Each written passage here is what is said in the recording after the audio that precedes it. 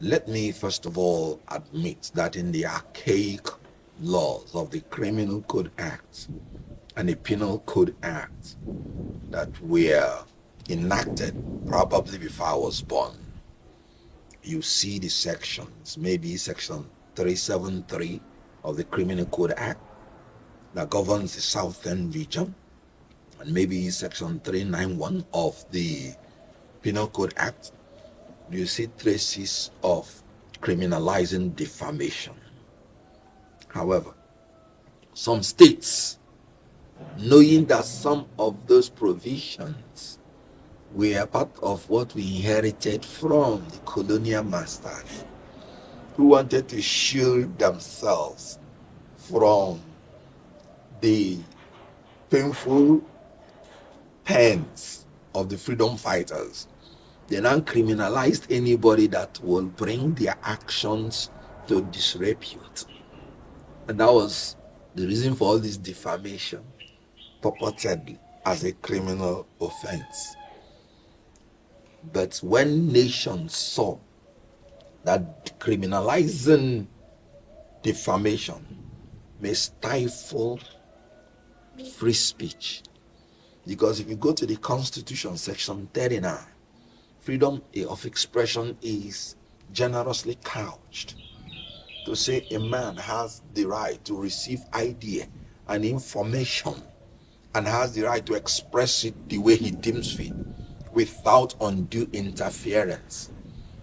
So because of the fear that when you criminalize defamation, it could impinge on the freedom of people to express themselves freely.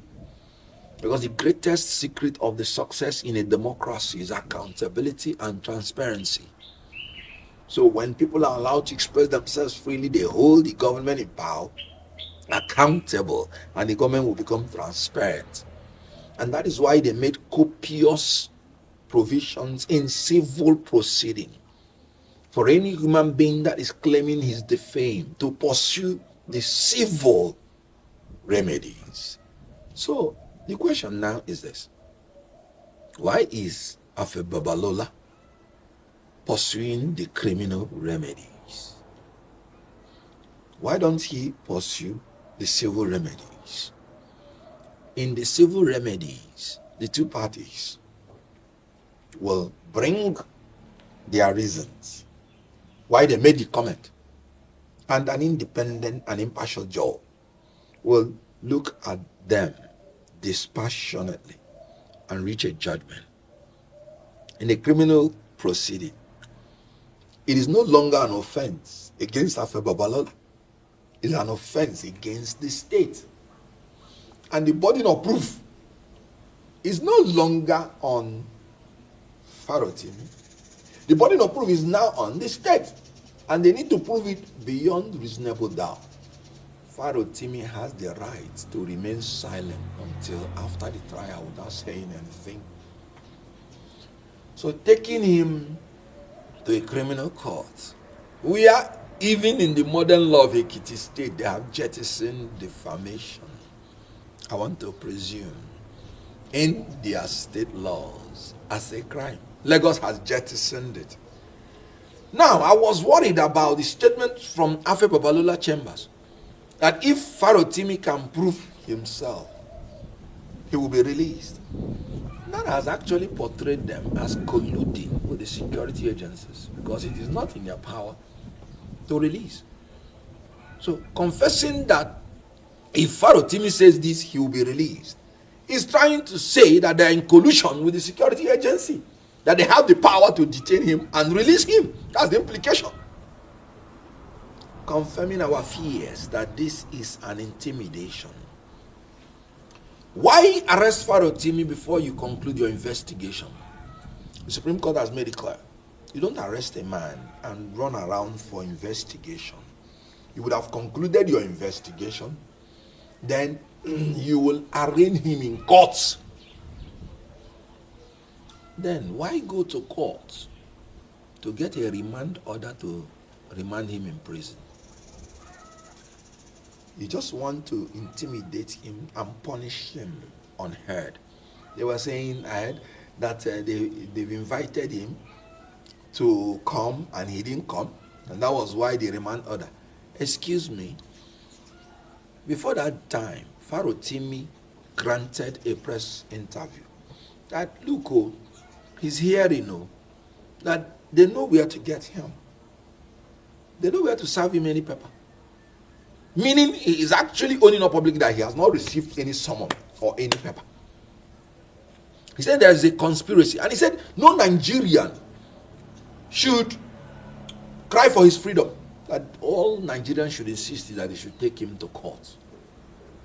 Now, in America, by way of comparative analysis, people are even allowed to make a plea from their house. They will send you the charges, and you would state in writing whether you're pleading guilty or not. And if you say you're not guilty, then they will tell you the day you present yourself to court for the commencement of the trial. So a man, where he's staying, who does not go to London or America and be tweeting from there like some cowards do. But he has been in Nigeria and told you he's not going to anywhere, and you know where he is. Have you served him any paper personally? If you have, what's the evidence? What they would have done is, if they've been serving him, because there has to be personal service, if he has been rejecting it or avoiding it, you make it public. I did not see any public declaration by the police or any security agency that they have been serving him and he has not been honoring it. Remember Yahaya Bello? EFCC made all the arrest attempts and all the going to court public before they even served a bench warrant. Did you hear that in Farotimi's case? So I suspect conspiracy. And then the Afro Chamber confirmed when they say, if he proves the allegation, in criminal proceeding, it is the prosecutor that will prove all the allegations beyond reasonable doubt. So if they wanted Farotimi to prove whether what he's saying is true or not, they would have gone through the civil proceeding, where they will now allege defamation, and Farotimi would justify that it is not defamation, that it is the truth. They are the facts. And then they did not go through that procedure, and that is what is making us to conclude reasonably that that is an attempt to intimidate, to frustrate and manipulate Nigerians and punish Farotimi for his political stand on issues without giving him fair hearing. He said he's a victim of Nigeria. I agree with him.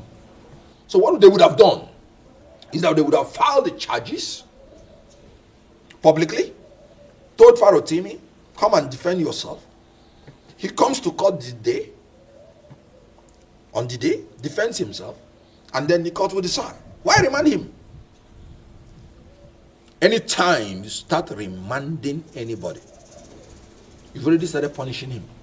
And nobody has any power to punish anybody except the law court. And every law court is expected to act judiciously and judicially. Not a remand order is unjust and is calculated to punish without fair hearing. So, my take of a Babalola chamber, through the confession of the chamber, that Farotimi, if Farotimi proves himself, he will be released. They have just confirmed our fears that there is a collusion based on that statement between them and the security agencies to punish Farotimi for his stand on issues. And of course, the security agencies are under President Tinubu. President Tinubu, you remember, ordered the release of those children that were illegally detained. So he ought to have immediately ordered the release of Farotimi so that it does not portray his government as using the security agencies to intimidate political opponents. Because that's where I will conclude it on.